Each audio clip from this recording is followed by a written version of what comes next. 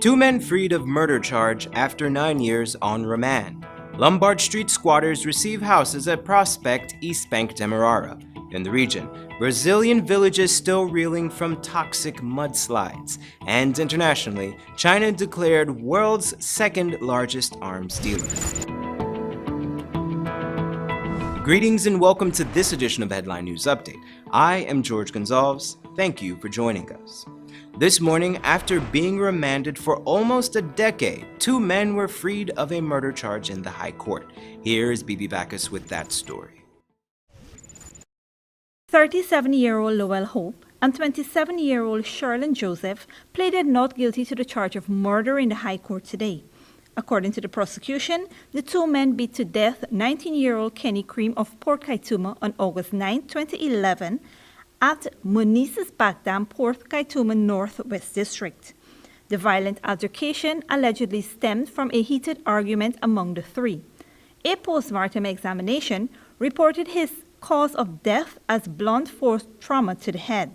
However, their lawyer moved to have the indictment quashed on the basis that the prosecution had no evidence against his clients.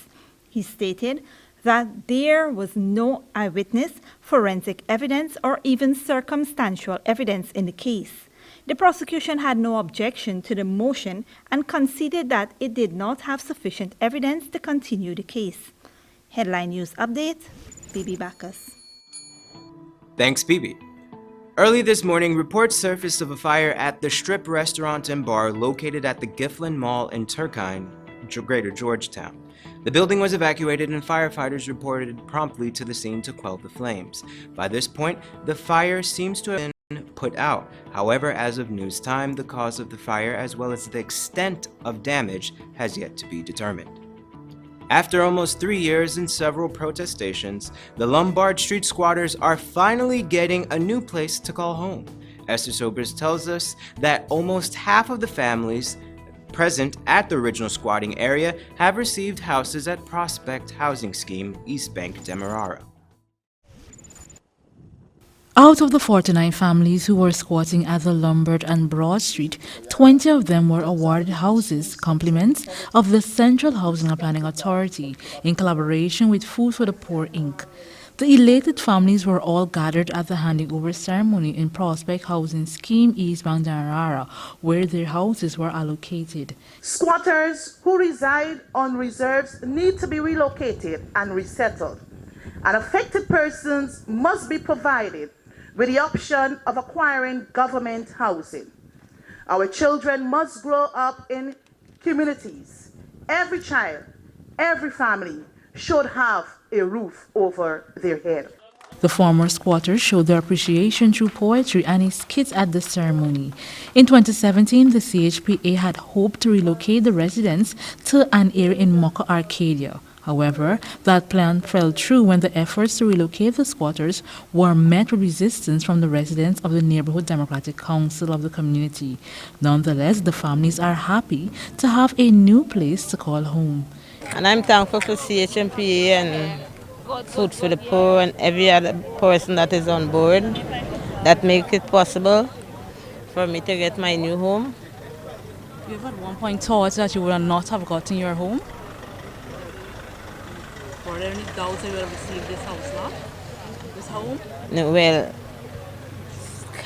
frankly speaking, that since APNU stepped in office, I know that there would be a better life for enough Guyanese, especially the people from 17 Broad and Lombard Street. I know it wasn't be a better life for most of us in 17 Broad and Lombard Street. Apparently, like the whole bunch in 17 Broad and Lombard Street, I know it will be a better life for us because the government is so poor people, and poor people preside mostly from 17 Broad and Lombard Street. And you're happy with this location? Yeah, I'm happy with this location, and I'm glad for it. The families didn't just receive a house, but houses will come complete with solar power and semi-furnished complements of Food for the Poor, Inc. There is even a recreational park for children. I feel very happy I can't even explain it because since my house got burned down, things was very hard for me. So now that I got my keys, I feel things gonna be much more better. I always have had the faith and the confidence that I would get through. Yeah.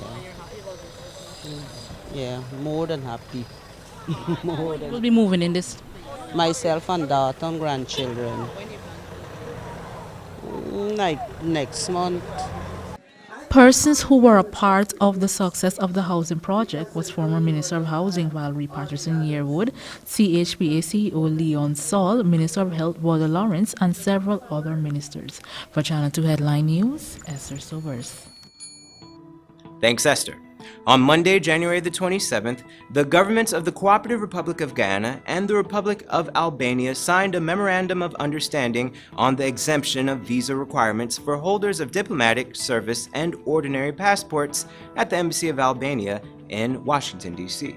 Ambassador of Guyana to the United States, Dr. Riyad Ensenali, and Ambassador of Albania to the United States, Floretta Faber, signed on behalf of their respective governments. Guyana and Albania established diplomatic relations on May 1st, 1985, and it is hoped that the MOU will lead to the enhancement of relations between the two countries. Coming up after the break, your regional and international news.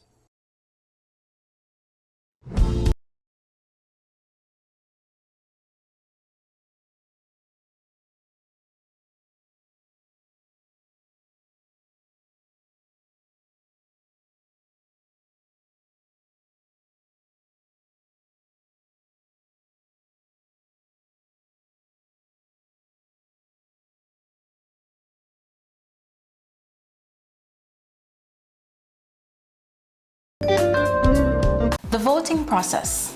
Once you have been identified as the elector you claim to be, you would be given a ballot paper that is stamped at the back, top and bottom halves in your presence.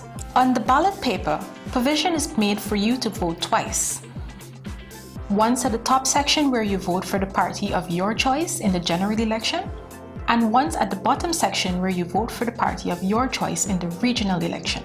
Make your mark in the box provided on the right of your choice. After you have voted, fold the ballot paper as shown by the election official.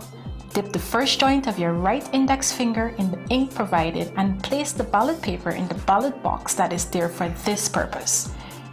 You would then have to peacefully depart the polling station. For more information, contact GCOM on 225-027729, 223-9653, email pro@gcom.org.gy or visit GCOM's website at www.gcom.org.gy.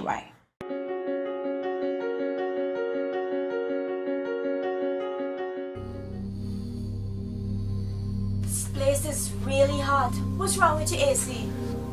It's not working. Well, we wouldn't be able to continue this meeting anymore because this place is extremely hot. Wait, please don't go. Here's a company you can call to get your AC fixed.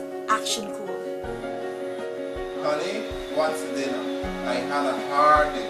I'm sorry you had a hard day, but guess what, babe? I didn't cook today because the stove is not working. Having trouble at home or at the office? Then call the professionals at Action Cool. Our fully trained technical team have the skills and experience in repairs of all air-conditioned units, refrigerators, gas stoves, washing machines, and a whole lot more. For further information, visit us at 86 Hill and Princess Street, Mandela Avenue, Georgetown, or call us on telephone number 225-7867. The voting process. Once you have been identified as the elector you claim to be, you would be given a ballot paper that is stamped at the back, top and bottom halves in your presence. On the ballot paper, provision is made for you to vote twice. Once at the top section where you vote for the party of your choice in the general election, and once at the bottom section where you vote for the party of your choice in the regional election. Make your mark in the box provided on the right of your choice. After you have voted, fold the ballot paper as shown by the election official.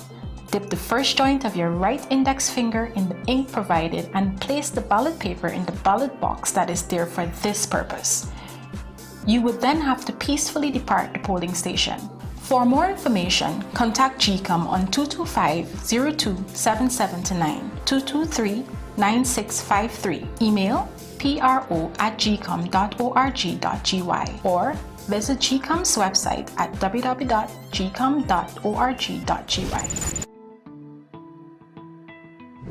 Welcome back. Now we take a look at news from the region. Renee St. Rose, the president of the Bar Association of St. Lucia, has expressed concerns over the number of lawyers with reports before the disciplinary committee, all made by clients. According to the attorney, the matter has not only attracted the attention of the public, but other lawyers as well. According to St. Rose, presently the disciplinary committee of the Bar Association has referred 13 cases to the High Court for determination, as the committee believed that the punishment required exceeded its powers. St. Lucia does not allow the disciplinary committee of the Bar Association to disbar or suspend lawyers for inappropriate behavior. Instead, it is done by the court. Last year, a dam operated by a Brazilian mining company collapsed, contaminating the Parapiba River with high concentrations of iron ore waste. The collapse of the dam produced nearly 12 million cubic meters of toxic mud. 1 year after the accident, environmental activists say the effects of the contamination are far from over and people are getting sick. Al Jazeera's Manuel Rapallo reports. It's the rainy season in Brumadinho, Brazil. Maria Luisa da Silva says she's worried the river will soon flood. Last year, a dam operated by the Brazilian mining company Vale collapsed, contaminating the Paraopeba River with high concentrations of iron ore waste, such as aluminum and mercury. Living downstream from the mining accident means that fish are no longer safe to eat, the water isn't safe to drink, and anything that grows in the soil is now tainted. I'm sad, and what hurts me the most is to see my banana trees because I love bananas, and my sister, who is handicapped, loves to eat them, and I have to try to explain to her that we can't eat them because they're toxic. The collapse of the dam produced nearly 12 million cubic meters of toxic mud. Many people here say they died, and many appear to be developing strange illnesses. We're having many problems with skin disease. We're all covered in red bumps. Our animals are dying. My son-in-law has rashes all over his body. My neighbors as well. All this began after the mining accident. Vale, the company responsible for the collapsed dam, is the world's largest iron ore producer. It has also been involved in at least 2 other mining accidents since 2014. There are 36 mining dams in the state of Minas Gerais the Brazilian government has categorized as at risk. For many here, the worry is that it's only a matter of time before the next mining dam disaster.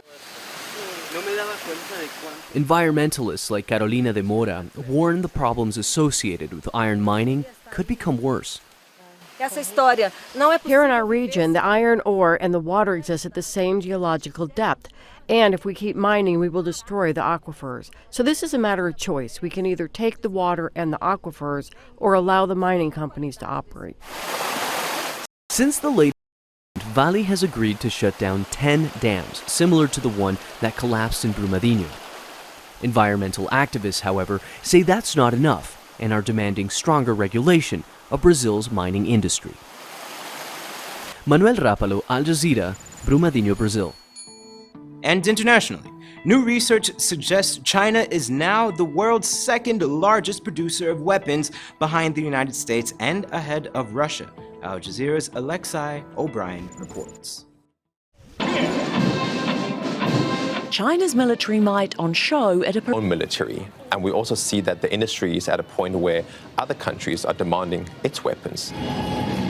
The Stockholm International Peace Research Institute says China's now the second biggest arms manufacturer in the world, behind the US and with Russia in third place. There have been a number of shifts in military policy within China. First off, they've reduced over that period almost 600,000 troops, but they put more money into modernizing the army.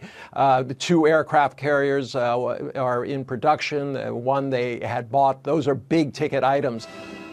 The size of China's industry has been largely a mystery, with Beijing keeping reliable data secret. But the Institute has now been able to look into 4 major Chinese companies and says 3 of them would be in the top 10 global arms producers. Remember, although China may be rising in the ranks of manufacturers, in terms of arms exporters, it's a very, very small amount compared to the US, Russia, and EU. Beijing's production prowess is in demand. It's estimated to be selling billions of dollars worth of munitions every year, largely to Pakistan, Bangladesh, and Myanmar. A lot of the buyers of Chinese weapons are very much more friendly towards the Chinese government.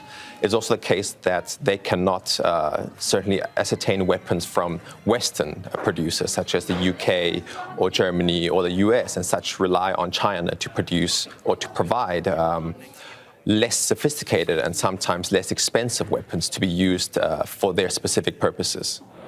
In 2018, $1.8 trillion were spent on weapons across the globe, the highest since the end of the Cold War, with the research pointing to increased spending from Washington and Beijing. Alexia O'Brien, Al Jazeera. Here is your 3-day weather forecast.